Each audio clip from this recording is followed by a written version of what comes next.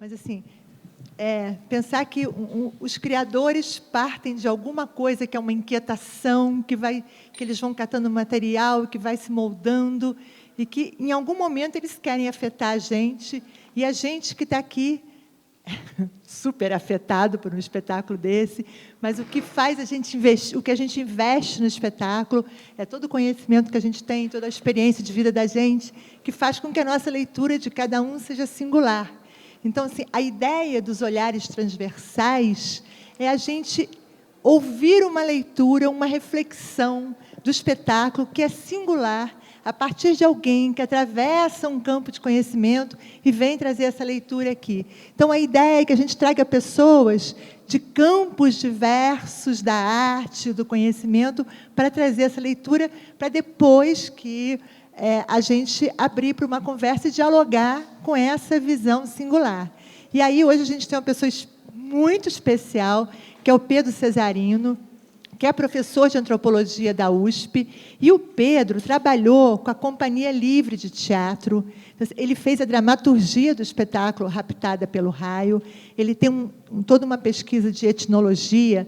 Outro espetáculo da Companhia Livre, que é o Vem e Vai, o Caminho dos Mortos, que trabalhava com os ritos de morte dos índios da América, dos ameríndios. Esse espetáculo cuidava disso. O Pedro Cesarino fez parte dessa companhia. Então, assim, é alguém que tem um olhar da antropologia, mas que transita pela arte. E eu já ouvi o Pedro falando e sei que ele é um diálogo muito bom, muito gostoso, uma fala muito generosa. Então, acho que vai ser muito bom para a gente ter a leitura, a reflexão do Pedro, desse espetáculo que, nossa, mobilizou totalmente, né? Pedro. Obrigado, Beth. Queria agradecer a oportunidade de falar aqui. Para mim é uma honra e um desafio comentar esse espetáculo, até porque eu fiquei pensando que talvez vocês devessem ter chamado um físico para falar e não um etnólogo, porque, para mim, esse espetáculo... Primeiro, o próprio nome espetáculo... conforme eu comecei a tentar organizar as ideias para falar aqui, eu falei, se isso é um espetáculo mesmo? Será que isso é outro tipo de coisa, né? É quase como se fosse um evento, né? físico, ou cosmológico, algo assim, né? Então, não sei até que ponto o etnólogo é a pessoa mais habilitada para comentar isso aqui. Bom, mas como outros povos também tratam de eventos cosmológicos, né? Então, provavelmente, um etnólogo teria algo a dizer sobre isso tudo aqui, né? Eu não vou fazer uma leitura linear, numa apresentação linear ou algo assim, eu vou só jogar algumas ideias para que a gente possa pensar sobre o que a gente acabou de ver aqui. Tá? O pessoal dessa companhia diz que parte de uma reflexão sobre o Elias Canetti, o Massa e Poder. O Elias Canetti é um dos teóricos da multiplicidade, aos quais eu também mencionaria o Deleuze e o Guattari, né? E também o Gabriel Tardo, que é um sociólogo francês. Enfim, são esses três, entre os vários outros também, mas dos mais contemporâneos, são três autores que se prestam a pensar muito sobre o problema da multiplicidade, né? Que é colocado aqui de uma maneira muito eloquente, muito forte, né? Então, eu não vou aqui ficar enchendo o saco de vocês com digressões teóricas, etc., mas eu acho que seria legal se a gente lembrasse rapidamente um pouco quais são esses conceitos do Elias Canetti, né, que estão envolvidos aqui. E para ver o que a gente consegue fazer. Vocês estão escutando bem com esse barulho? Qualquer coisa me fala que eu aumento aqui, tá? O que a gente consegue fazer com isso, né? A primeira ideia é essa ideia da massa, né? A massa é aberta, ela tem um crescimento ilimitado, ou ela pode ser fechada e ter um crescimento limitado, né? Ela é caracterizada, em geral, pelos processos de territorialização. Ela emite signos, né? Ela possui uma direção hierárquica, ela costuma ter um chefe ou um líder, que o Deleuze e o Guattari chamam de um líder paranoico, né? O que é uma massa que emite signos, que tem um líder paranoico, né? A gente pensar nas massas que estão prestes a se institucionalizar, por exemplo, como as massas religiosas, os movimentos religiosos, você tem uma certa estética, né, que esses movimentos partilham, para que você possa identificar isso, né? Mas depois que isso de fato se institucionaliza, já talvez escape um pouco do comportamento da massa, né?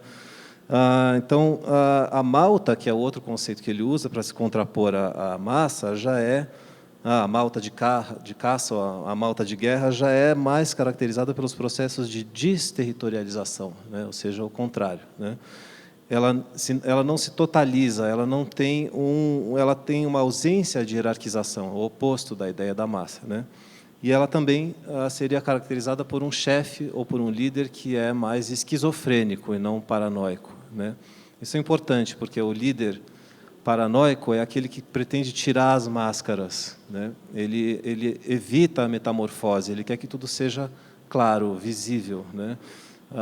Ao passo que o líder esquizofrênico, ao contrário, ele coloca máscaras, ele quer se metamorfosear, ele quer produzir metamorfoses, né?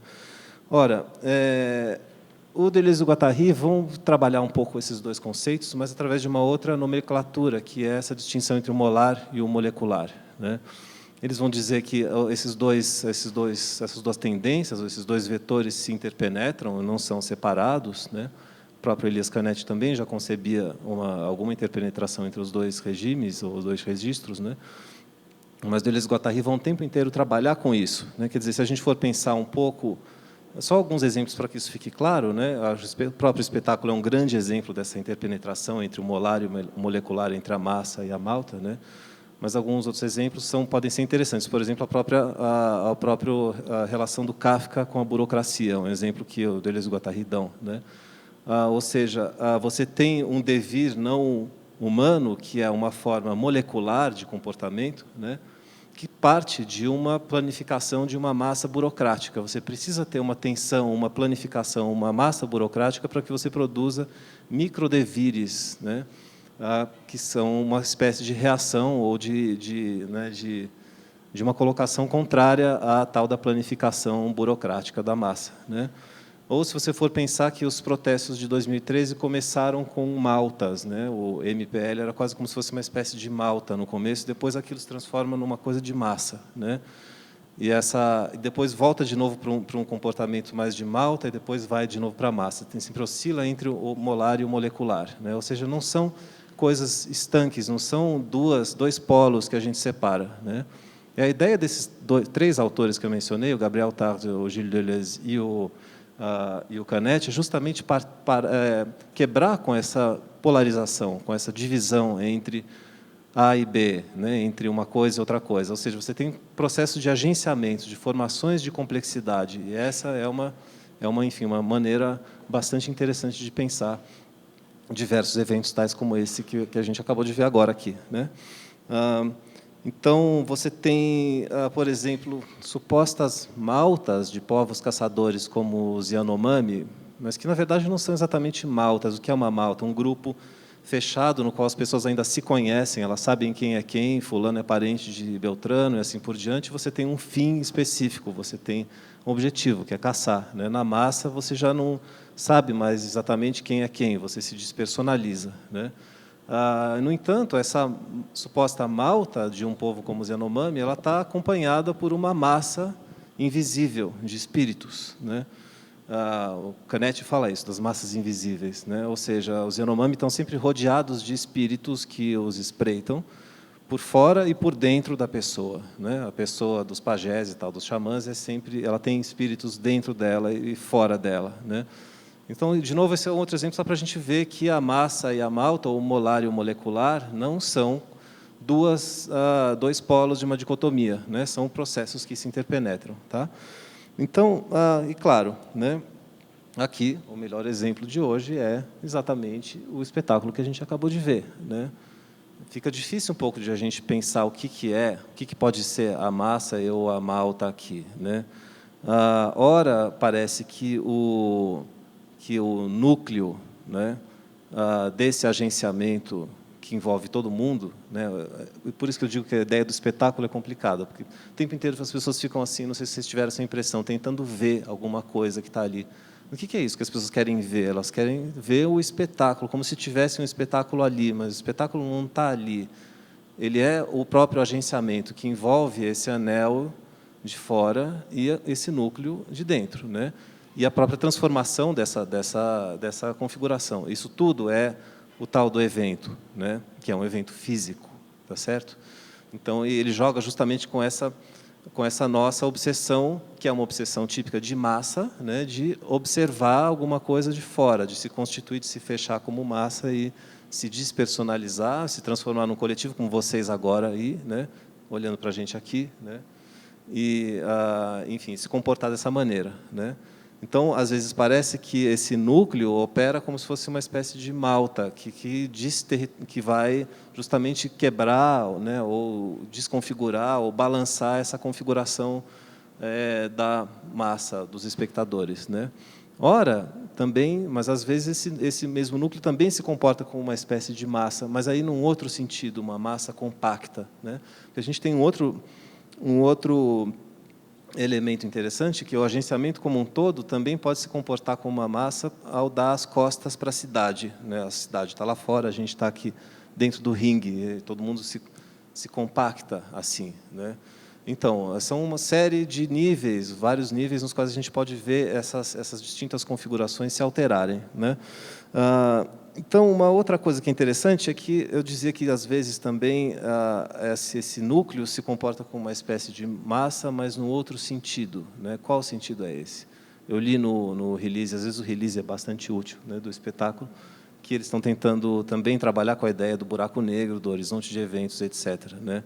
Acho que isso é visível, é notável, mas do que perceptível, isso também a gente é levado, a gente é impelido a esse tipo de comportamento, né? Então, ora, essa periferia quer quase que aderir ao núcleo, né? Como se você quisesse se compactar naquele núcleo, que é um núcleo de densidade máxima, né? De gravidade máxima.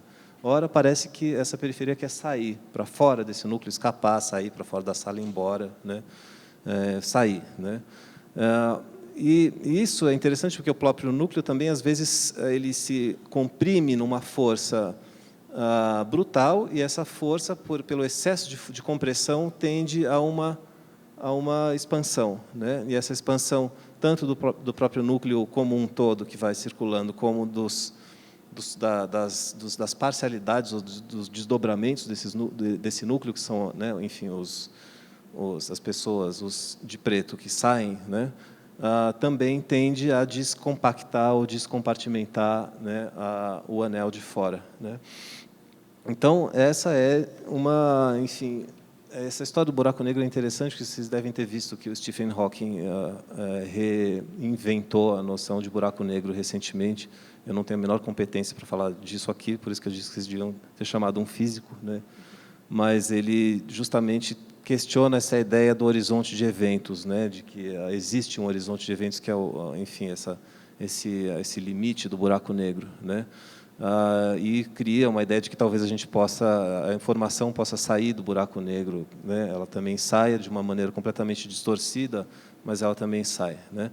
Enfim, de toda forma, não me importa. O que importa aqui é que a gente tem essa dinâmica de tensão ou de propensão para um centro e de afastamento com relação a esse centro, né? De atração e de repulsão, né? Ou de repulsa. Então, isso me gerou uma série de outras analogias interessantes, eu vou entrar nelas daqui a pouco. O que é interessante só a gente ressaltar um pouco isso, né? Quer dizer, esse núcleo, o que ele faz? Na verdade, ele promove uma série de equilíbrios e de desequilíbrios. Ele vai o tempo inteiro produzindo, mexendo com os tais dos equilíbrios metaestáticos, né? Ou seja, que é sempre aquela situação que você tem pessoas numa sala, você está sentado lá numa sala já, enfim, não sei, jantando com a sua família, de repente entra uma outra pessoa, né? E aí todo mundo precisa se ajeitar para trazer mais uma cadeira, senta aí, não, fica à vontade e tal, até esse coletivo se arranjar de novo e arrumar um novo equilíbrio, tem um certo momento de balanço ou de reorganização, né? Então, o que acontece aqui é justamente isso, né? Quer dizer, tem uma série de equilíbrios e de desequilíbrios, como se o espetáculo todo ficasse sempre nesse ponto, né, de tensão, de uma transformação ou de um deslocamento iminente, né? Então, a gente tem, enfim, todas essas tensões, né? Primeiro, entre um processo de individualização e depois de desindividualização, né? Ora, o núcleo é, sim, totalmente desindividualizado, ele é anônimo, amorfo, ele é múltiplo, é um corpo múltiplo, né? Mas o anel de fora, às vezes, se reindividualiza, às vezes você olha alguém para o lado, encontrou um conhecido e tal, você volta a se personificar, depois você entra de novo no comportamento massa e assim por diante, né? Depois a gente tem essa tensão entre o desequilíbrio e a estabilização, né? O repouso e a aceleração, uma relação de fuga e de atração, e esse problema, enfim, também a dinâmica de concentração e de dispersão, né?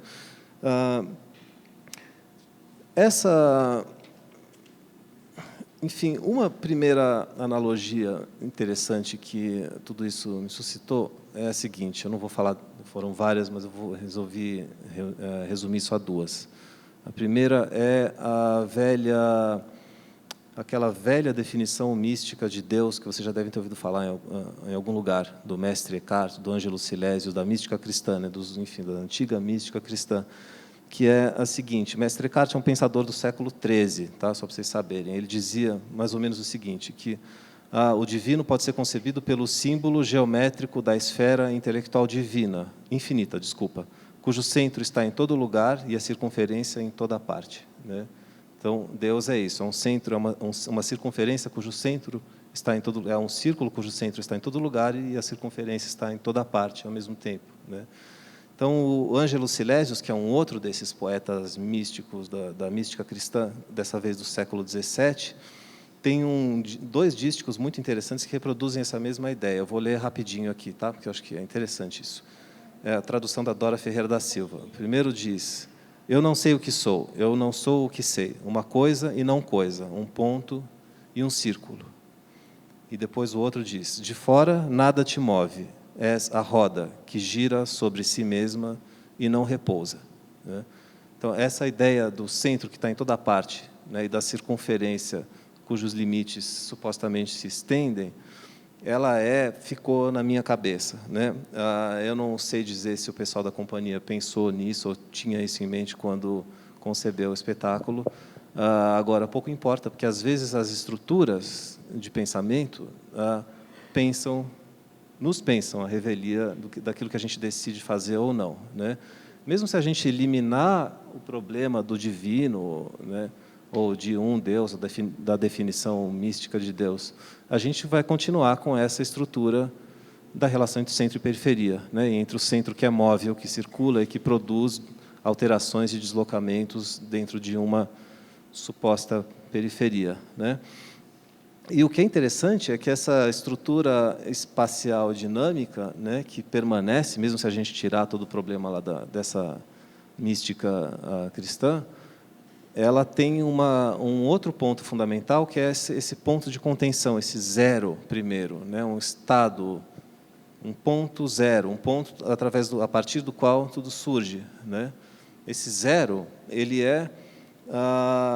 que é um ponto nada, né, uma espécie de anterioridade a tudo que existe, ele é explorado por várias metafísicas de vários povos, né? Fiquei pensando numa narrativa mítica de um povo da Melanésia, que não dá para chamar bem de uma cosmogonia, enfim, mas é de uma figura que tem uma posição, ela está não exatamente acocorada, mas ela tem os dedos das mãos enfiados nos dedos dos pés, e ela tem a boca no pênis, ela toda introvertida, ela como se fosse um zero. Os fluxos vitais giram dentro dela mesma, dessa figura, né? Ela é um ponto de parada, né? E, de repente, essa figura decide abrir, ela decide separar as extremidades, né? Com isso, ela cria o mundo, o jorro de fluxos dela, que sai para fora, se espalha, isso se transforma enfim, nos rios, nos lagos, os dedos que vão para cima se transformam no firmamento, o corpo dela, ou dele, porque é um andrógeno, né, dele, né, se transforma no próprio mundo, né?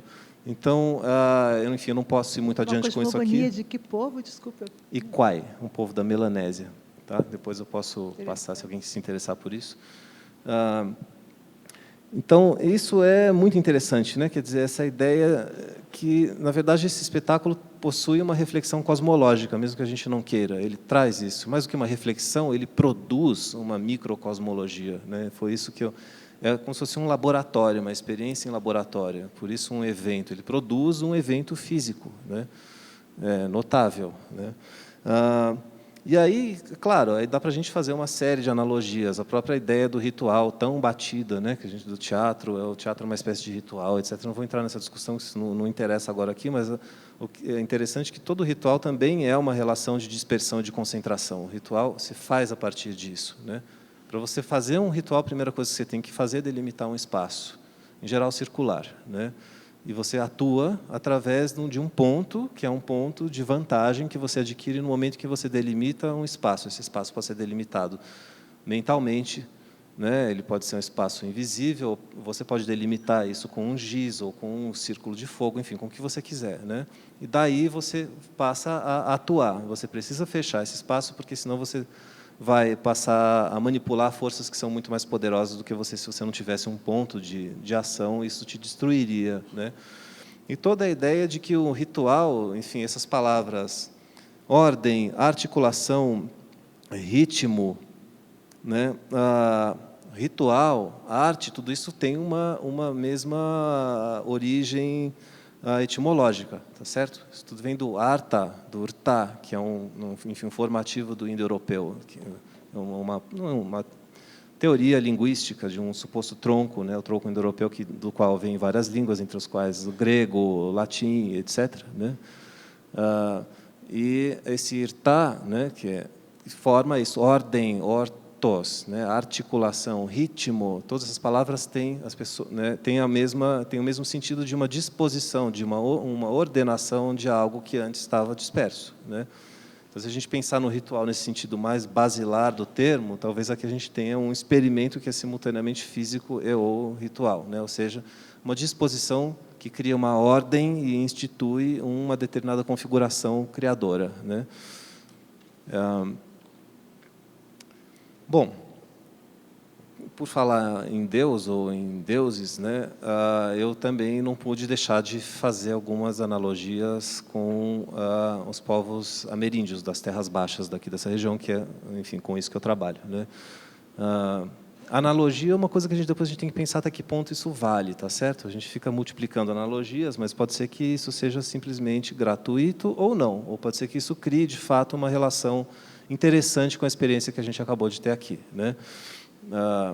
Mas o que eu pensei foi justamente a história do pigmento negro, né?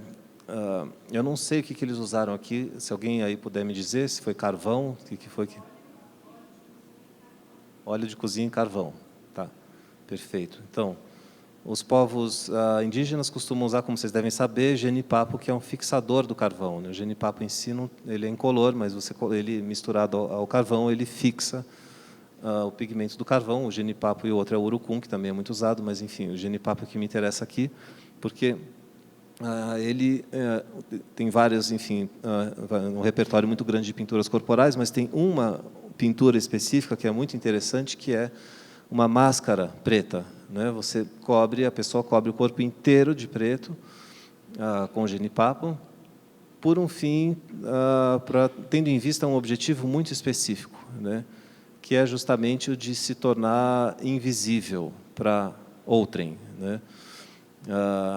Eu uma vez testemunhei, isso acontece em alguns povos, às vezes faz parte de ritual funerário e tal, mas uma vez eu testemunhei um episódio que dava para ver isso muito bem. Era uma moça que estava sendo atraída pelos mortos, ela andava vendo o morto demais, sonhando muito com o morto, ela queria sair correndo em direção à floresta para ficar com os mortos, porque os mortos seduzem, eles vêm quase que beijar o seu pescoço, como o menino fazia ali. Eles ficam nas suas costas, eles são carentes, eles são meio bobos, eles têm umas coisas, uns comportamentos assim estranhos. Então essa menina queria de toda forma justamente romper o círculo e sair, né? Sair para onde ela não deveria ir. Isso começou a ficar muito perigoso, ela começou enfim, a ficar louca, entre aspas, né? E aí todo mundo decidiu que ela precisava se pintar, cortar os cabelos e receber essa cobertura de genipapo. Não só ela, como todo mundo, ou seja, todos os parentes dela também passaram a se cobrir com genipapo, porque o corpo dela é coextensivo ao corpo dos parentes. Essa noção de indivíduo que a gente tem não funciona muito bem lá, né? Então, ela ficou com essa máscara protetora e, assim, ela se tornou supostamente invisível para a tal da massa invisível de que fala o Canet, dos espíritos, dos mortos, etc., né? E todo mundo também assim se tornou invisível por ficar protegido, né? Aqui a gente tem quase que uma inversão disso, né? Porque me parece que aqui é o contrário, né? O núcleo também se cobre de negro, mas para se tornar invisível é como se a gente, talvez não seja, como se nós fôssemos os mortos, os espíritos, esse núcleo fosse o núcleo realmente vivo que está tentando se proteger de um monte de gente que fica olhando, desses espectadores canibais, essa gente estranha que quer sugar, né? Então, o núcleo, quando ele se cobre de preto, ele cria uma máscara protetora, ele se transforma simultaneamente num zero, né? E, ao mesmo tempo, ele dá para a gente o efeito contrário, né? A gente é que passa a considerar ou receber os núcleos parcelados, né, ou desdobrados, ou seja, quando eles saem e começam a andar entre as pessoas, né, como se fossem espectros, como se fossem, eles têm um comportamento meio fantasmático, né, a baba, esse negócio de ficar se aproximando, de ficar te encarando, né, é como se não fossem exatamente vivos, como se fossem outro tipo de gente, uma outra espécie de existente, né, que perturba, que desafia, né? E é justamente essa cobertura preta, né, que desindividualiza, que cria esse efeito muito interessante, né? Então, agora é como se fosse o contrário da experiência que eu acabei de falar, né, dos povos indígenas, nos quais são os vivos que precisam se proteger dos mortos ou dos outros. Aqui parece o contrário, né, como se os mortos precisassem se proteger dos vivos, ou então a gente está morto e não sabe, né? Então, enfim, é mais ou menos isso, né? Quer dizer, a gente tem aí essa série de processos de devires que vão desestabilizando as fronteiras fixas ou já conhecidas, né? Às vezes, em muitos momentos, a gente tem corpos múltiplos, que são, enfim, um corpo múltiplo, né? Uma pessoa múltipla, que no caso quando o pessoal está no chão, depois quando está em cima, né? E que, enfim, configura outras formas do que a gente poderia pensar como humano e da maneira como a gente se relaciona com o múltiplo ou coletivo. É isso, eu não vou falar muito mais aqui, não sei se alguém quer dizer alguma coisa, a ideia era só lançar um pouco algumas ideias para a gente poder se aproximar do espetáculo de uma maneira, enfim, mais interessante. É isso. Obrigado. Eu acho que uma coisa interessante que você acho que já falou assim, que eu fiquei pensando que quando eles estão uma massa única, eles atraem a gente, né? Eles, como um buraco negro mesmo, uma massa que atrai a gente. E individualmente, quando eles se individualizam e vêm, a gente tende a correr deles. Eu não sei se foi uma coisa só minha, você um pouco já falou eles individualmente como uns mortos, assim. Eu fiquei pensando se essa diferença era uma diferença mesmo.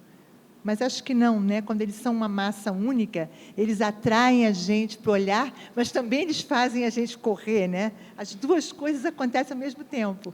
Por um lado, quando eles estão quietinhos, como uma massa compacta, a gente tende a ir chegando perto, né? Atrai a gente, como uma massa que atrai a gente, como você falou, um buraco negro. Mas, de repente, eles também afastam a gente. Acho que não faz muito sentido. Não, mas é curioso isso que você disse, porque, sim, eles se destacam do núcleo, mas eu acho que eles reproduzem, eles são ainda o próprio núcleo, né? É como se você tivesse parcelas, não é um bom termo, partes não é um bom termo. Por quê? Porque esse núcleo não é um todo, exatamente, né? Não é uma relação de parte todo. Você acha que eles não individualizam quando eles saem? Eu acho que eles replicam o mesmo núcleo em vários lugares, tá certo? É meio isso. Então, a cobertura negra reforça isso. Você não está diante de um indivíduo. Nós somos indivíduos, né? Aquilo ali pode até ser uma outra coisa, um outro estado possível, né? São corpos, mas desindividualizados. Você não sabe quem é, você não sabe qual é o nome, o RG daquela pessoa, isso pouco importa naquele momento, né? Então, é nesse sentido que eu estava dizendo, né? De alguma maneira, os mortos também são isso. Eles são ex-indivíduos, eles deixam de ser a pessoa e passam a ser uma outra coisa. Por isso que é desafiante, por isso que a gente quer de alguma maneira, sair, né? A gente quer ficar limpo para preservar a nossa individualidade, a maneira como a gente tem que se destacar da massa, né? É assim que a gente precisa manter isso, né? Então, vamos abrir, né? Alguém quer se vocês perguntar quiserem falar alguma coisa? coisa, ninguém precisa falar. Não precisa. E também, assim, é sempre um comecinho, não precisa ser uma pergunta, pode ser um comentário, também um diálogo em relação ao espetáculo, né, ao que sentiu.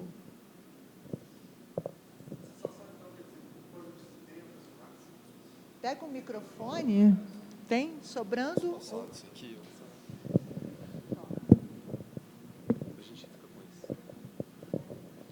O que você diz que, quando desmembra a massa, é o todo que se separa, que difunde, vamos usar assim, né? Mas é o entorno, é o público que se individualiza como reação, é isso? Porque tem um jogo de indivíduo e massa, tem um jogo de único sei lá, de ego e coletivo, não sei. Isso, esse jogo acontece ali dentro mesmo, né? Quer dizer, na hora que você vira para o lado e fala, ô, fulano, tudo bem, tal, como é que você está? Ah, você foi lá ontem, eu fui. Então, você está se comportando como indivíduo, você saiu, né? Mas depois você volta e você entra de novo naquilo, né? Quando você sai daqui, vai embora para sua casa, aí você saiu da massa, né? É meio isso, né? Mas eu estou dizendo dentro daquele ringue, daquela ali esfera. Dentro. Ali. Isso acontece ali dentro, né? É ali mesmo que você percebeu isso que você falou. Eu percebi isso algumas vezes. A própria ideia de você se limpar tem a ver com isso, de você querer se destacar um pouco, né? Entendeu? E o que é interessante é que essas figuras espectrais que ficam caminhando, elas não são exatamente a massa, né? Talvez elas se comportem um pouco como uma espécie disso, né? De malta, né? Ou seja, de uma malta de mortos. Não é uma malta de caça, é uma malta de mortos que vêm para desestabilizar o comportamento do vivo individualizado e tal, né? Entendeu? Bando? Não, a ideia é que a malta, a matilha, né, ela vem um pouco dessa ideia de um coletivo. Esse termo, enfim, é uma malta, matilha de lobos, né, enfim. Mas que o Canetti, se eu não estou enganado, diz que, na verdade, esses termos surgiram antes de serem usados como para designar coletivos de animais, eles já designavam coletivos humanos. Eu não estou lembrando exatamente agora isso. E esses coletivos são coletivos que têm um fim específico, tá certo? Uma malta tem um fim, essa tradução em português, né? Meta, em francês. Eles têm um fim específico, você vai lá para caçar, ou você precisa partilhar um alimento. Você sabe quem são os caçadores, você tem uma relação de reconhecimento. A massa, não, a massa já é um passo além disso, né?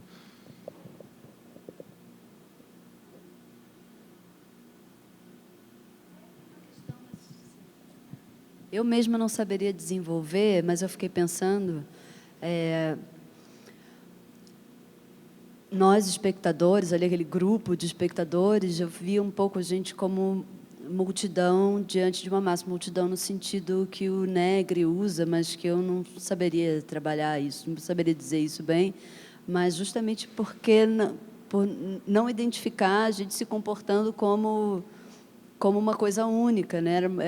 Eu via muitos indivíduos o tempo inteiro, assim. Eu não sei se você saberia dizer alguma coisa sobre isso, sobre esse conceito de multidão, assim, se tem alguma coisa a ver com essa diferença, assim, de massa e multidão no caso dos comportamentos, assim. Eu acho que tem, sim. Eu acho que a ideia, pelo que eu pude perceber, é um pouco essa, né, de tentar justamente descompartimentar ou de fazer com que isso não seja homogêneo, né, que você tenha uma reação na multidão que seja, enfim, mais compatível com uma certa heterogeneidade, né? Que se comporte como um corpo heterogêneo, não como uma massa homogênea e indistinta, né? Mas é que a ideia da massa, a massa nem sempre é homogênea e indistinta também. A massa também produz metamorfoses. Enfim, eu não vou entrar nisso agora em detalhes, mas a ideia é que, de toda forma, a gente está sempre ativado, a gente, não estamos ativados como pessoas, está certo? Isso não se dirige a mim, não é uma coisa que se dirige à sua subjetividade, à sua interioridade, aos seus sentimentos, se dirige, estou falando da ação do núcleo ali, né, a um comportamento praticamente físico, né? Que, claro, acaba afetando também a gente do ponto de vista subjetivo, emocional e etc., né? Mas é como se fosse um comportamento físico, de partícula, né? Que cria esses, enfim, conexões que supostamente são imprevistas e que te destacam, descolam um pouco de uma multidão mais amorfa, né?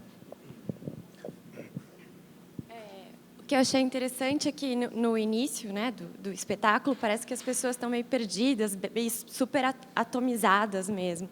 E depois, quando se forma um núcleo de atores e eles se embolam no chão, de repente as pessoas começam a agir de uma forma um pouco mais homogênea e se afastar em bloco, se unir em bloco. De repente está todo mundo andando meio parecido, arrastando os pés de uma forma até parecida com e forma um bloco que depois ficou um pouco nítido no fim, quando os atores somem, a gente fica vagando assim.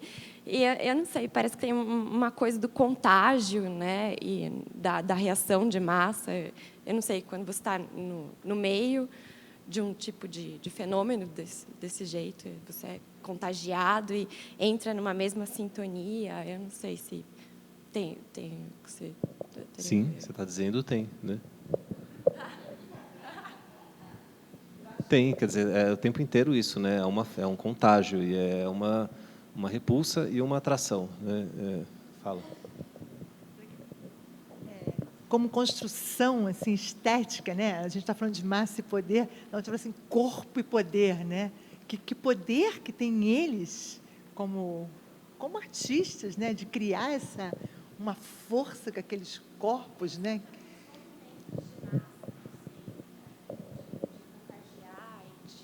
Dos movimentos de massa, das reações de massa, né, de contagiar e aquilo tomar uma proporção e meio incontrolável até. Não teria alguma coisa nesse sentido? De alguma forma, algumas massas não têm um objetivo específico, né? A massa pode ser imprevisível, né? A Malta, que é esse outro agenciamento coletivo, não, tem um objetivo específico, que é caçar, por exemplo, né? Ou, enfim, ou fazer uma expedição de guerra ou algo assim. A massa, ela pode agir por contágio e se transformar numa coisa completamente imprevisível, né? Até que ela faz uma revolução, algo assim, e se institucionaliza e se transforma num corpo político, etc. Aí isso já passa para uma outra dimensão, né? Mas eu acho que o que acontece ali é uma tensão entre as duas coisas, né? Você tem um contágio, às vezes você tem uma tentativa de se comportar como uma massa nesse sentido amorfa, mas em outro momento parece que você tem uma tensão entre uma Malta que quer justamente desconfigurar essa massa, como ela dizia, né, como eu estava comentando a resposta dela antes, né? Então, enfim, é claro que o contágio é a lei de qualquer forma de relação humana, né, de muitas formas, né? Então, isso evidentemente está em jogo ali, né? Acho que foi a Nina hoje que falou do espetáculo também em relação ao toque, que a gente tem uma dificuldade de tocar o corpo do outro. Quando alguém toca na gente, pode ser um toque agressivo, você está no meio das pessoas. E que, de alguma forma, o espetáculo trabalha com isso, assim, obriga a gente a correr do toque, ou você pede desculpa porque você acaba esbarrando no outro, que é a estreia, o contato. Eu não sei se isso tem alguma coisa no Canete, ou se é uma coisa... Não estou lembrando disso agora, mas provavelmente tem, sim. Até porque, bom, uma coisa é isso que eu estava dizendo, né? O toque, a evitação do toque, do contato, tem a ver com a tentativa de preservar a individualidade, né? E ali o toque e contato é o contrário. Você funde, você cria um outro corpo compacto que é um corpo múltiplo, né? É um hipercontato, né? Um contato elevado à enésima potência, né?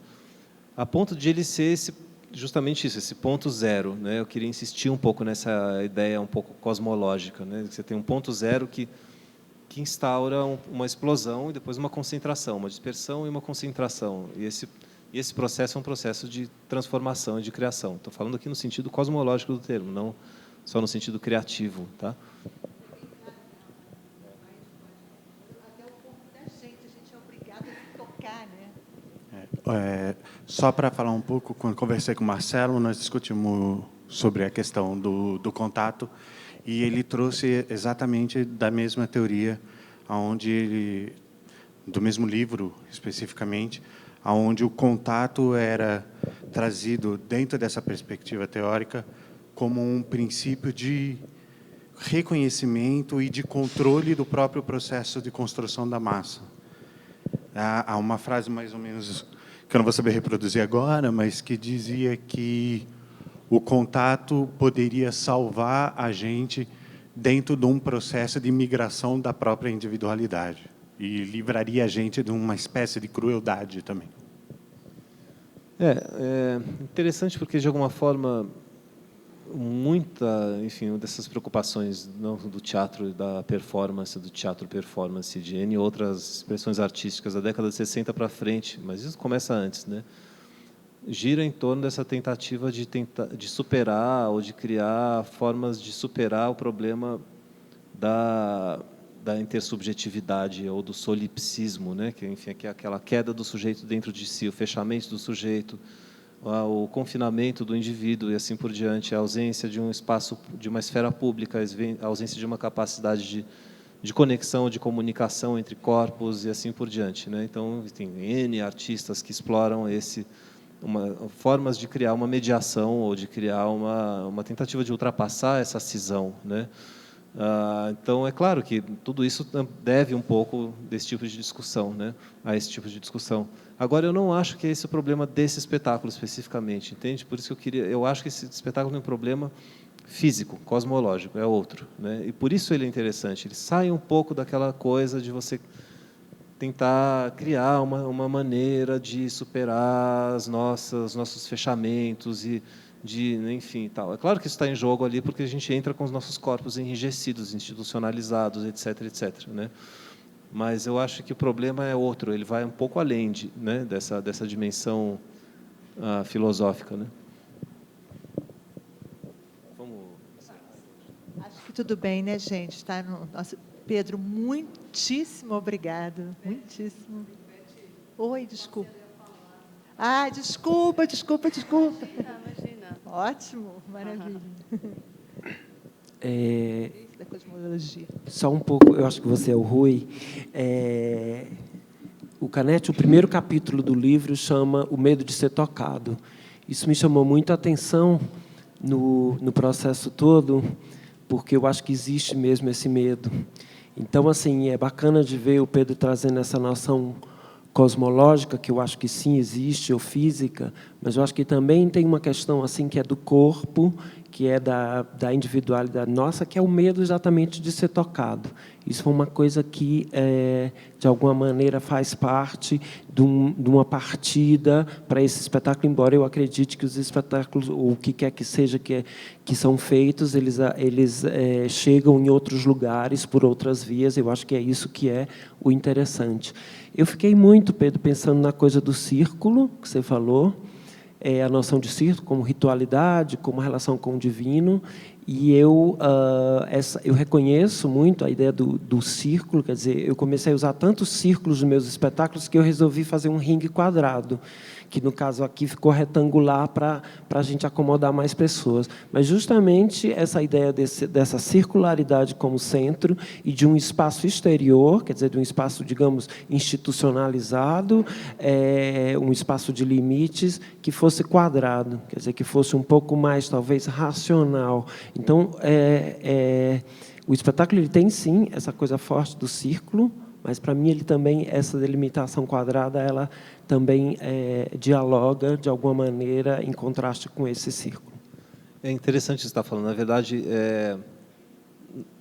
de um certo ponto de vista, não importa tanto se é um círculo, um quadrado, um retângulo, um triângulo. O que importa é que é um espaço de contenção, né, que cria uma possibilidade de concentração, que cria um ponto de vista, que cria uma posição, né? Então, é isso. A estrutura permanece, né? É bastante curioso.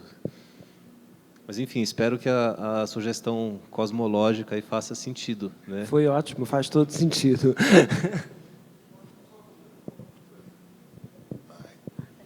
Para além do cosmológico, uma pergunta para os dois, talvez do biológico, ou então do erótico. Tinha um jogo erótico também, né? Tinha uma suspensão erótica.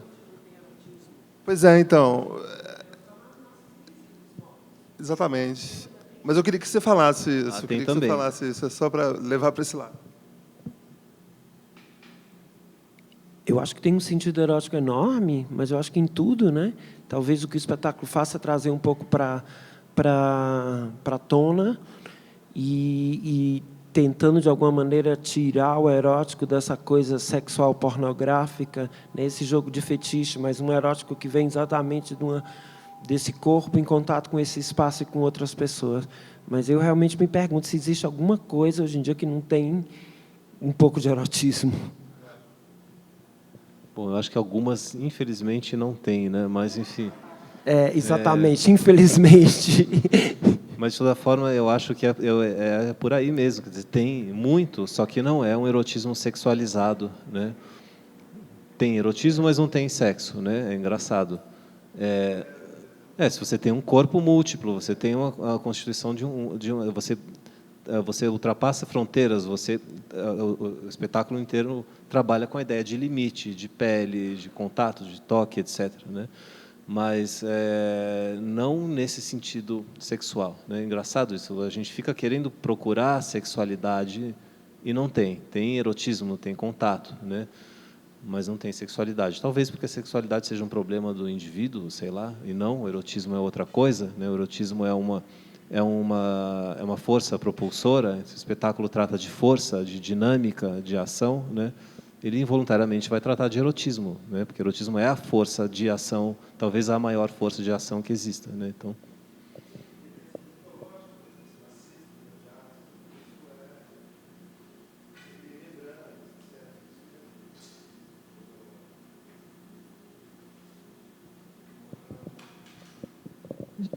Muito obrigada. Olha só, que bacana que a cosmologia era uma coisa que nem você tinha pensado, né? E talvez por causa dos ameríndios que você trabalhou com isso lá na peça, vem um elemento novo para entrar até para o Marcelo, né? É muito bacana isso.